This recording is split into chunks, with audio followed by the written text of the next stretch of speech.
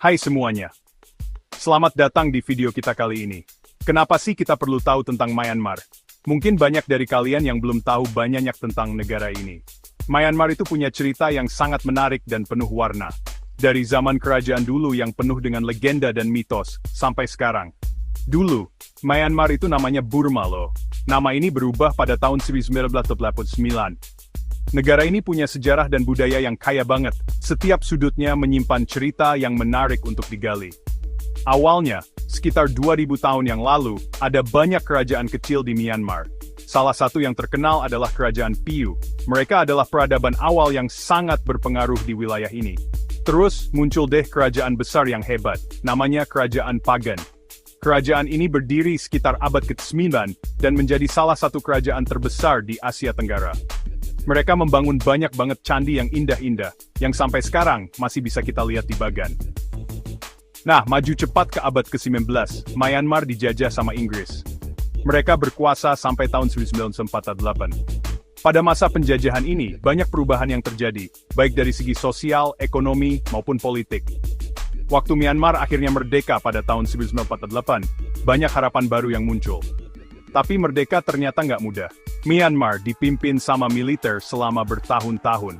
Pemerintahan militer ini membawa banyak tantangan dan kesulitan bagi rakyatnya. Negaranya jadi kacau dan terisolasi dari dunia.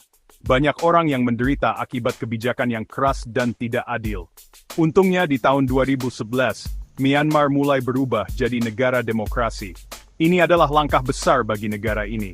Meskipun perjalanannya masih panjang dan penuh tantangan, ada harapan baru yang muncul di hati rakyat Myanmar.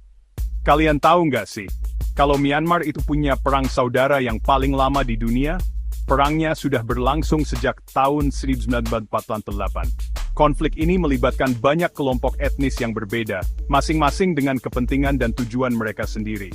Perangnya sudah berlangsung sejak tahun 1948.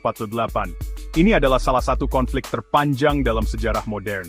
Meskipun banyak tantangan, orang-orang Myanmar tetap kuat dan berharap untuk masa depan yang lebih baik. Mereka terus berjuang untuk perdamaian dan kemajuan, meskipun jalan yang harus ditempuh masih panjang dan berliku. Sekarang, Myanmar itu seperti perpaduan antara tradisi kuno dan hal-hal modern.